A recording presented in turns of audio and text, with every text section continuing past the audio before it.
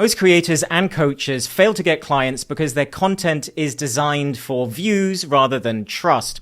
So I'm going to show you a simple model that you can follow to design your videos and content in a way that it pulls in the right people while growing your community or business and positioning you as the person that they potentially want to work with. Now, this model, if you like, is called the 3-layer content model. And the idea is that you should be creating 3 types of videos on your channel and not just one general type that is designed to bring in as many views as possible. And the first type is discovery content. So we've got discovery content, which is going to be slightly more broad, a bit more general, broader in appeal, and not as targeted on the type of problem that we're focusing on. It's still speaking to the people and the main problem that they're trying to overcome, but it's just a little bit broader. And I'll get to an example in a moment. The next one is authority. And authority is where you're going to be sharing your knowledge, showing that you have skills and expertise and that they potentially should be listening to you more and that you're actually doing the thing and helping people with the thing that they want to learn or get the transformation on.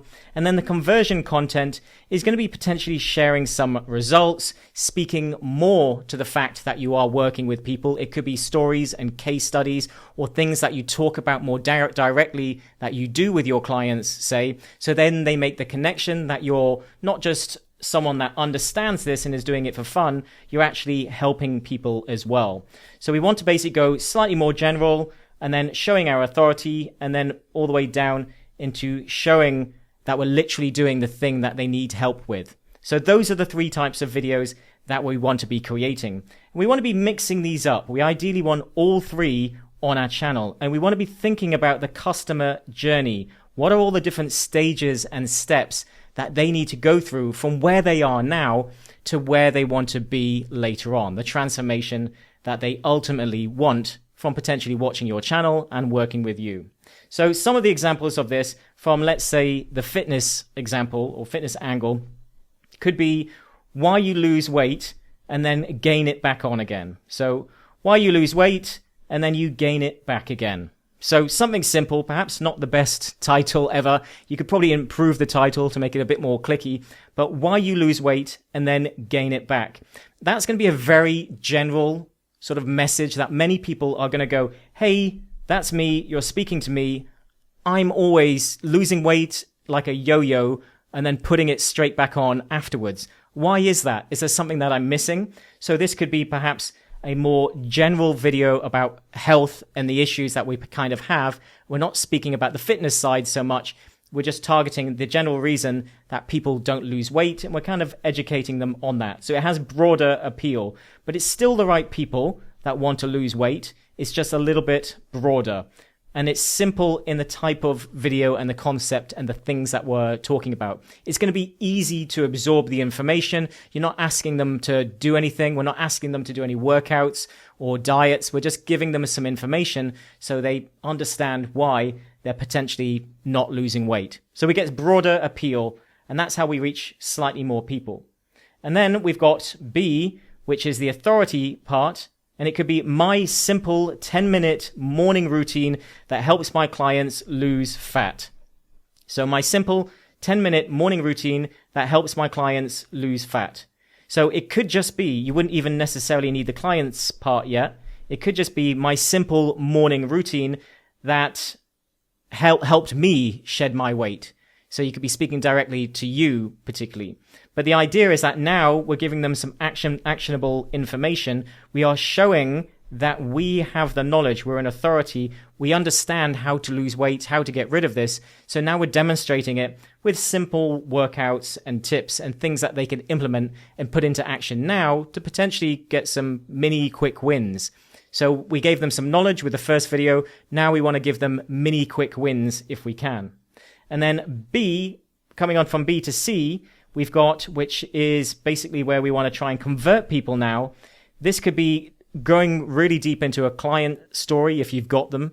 And that could be how Mark lost 5 kilograms by changing one small habit. So now we're speaking to Mark. It's an example directly.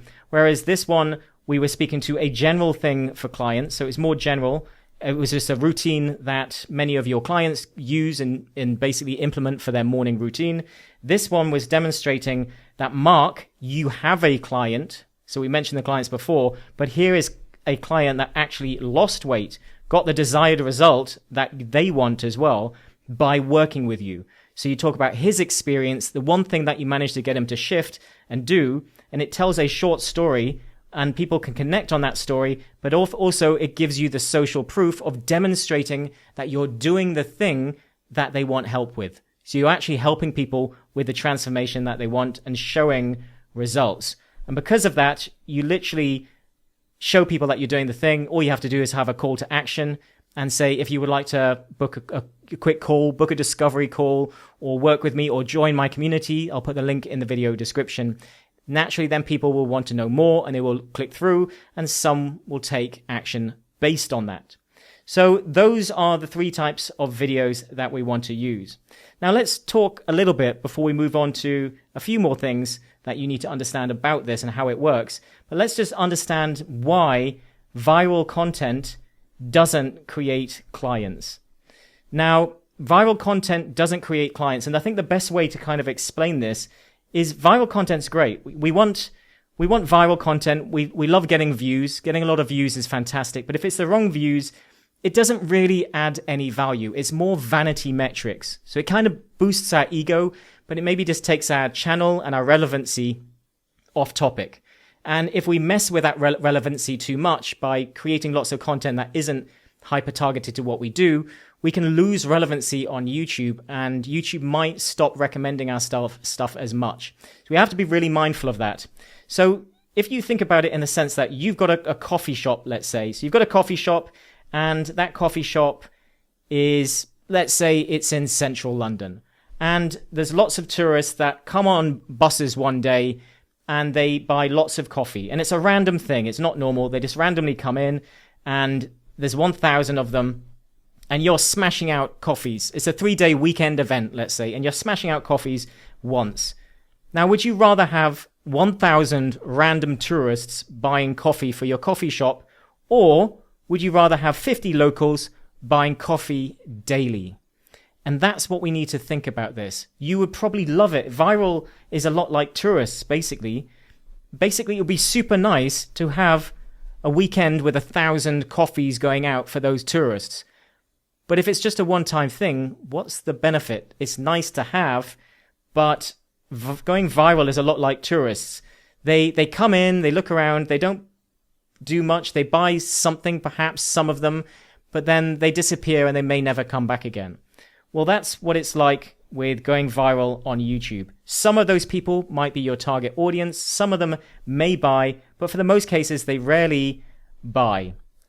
So going viral is a lot of tourists on your channel, a lot of tire kickers, people that aren't going to be interested in what you're doing. And what we really should be targeting is the people, the 50 locals, getting the regulars, the people that are going to pay us a lot of money, either long-term or upfront in bulk. So what we want is to get locals to speak to our people over and over and see them in a daily way, because that's how you turn people into paying clients. They're not going to watch one piece of content. They're going to watch lots of content and then perhaps join your community and then eventually elevate into becoming a client.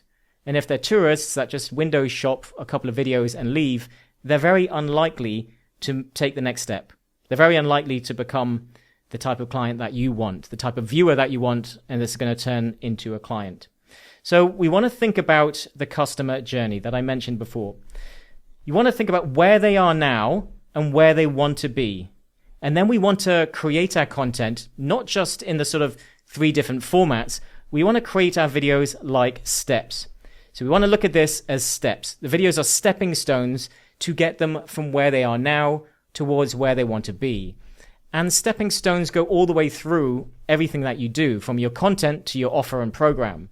So the end outcome and the end transformation is all the way over here, but there's lots of little steps in between that we need to get them to take different things. So maybe I need to get you to watch lots of different videos, get some mini wins, join our community or your business or sign up for something, and then take a few more steps inside and then book a call and then become a client.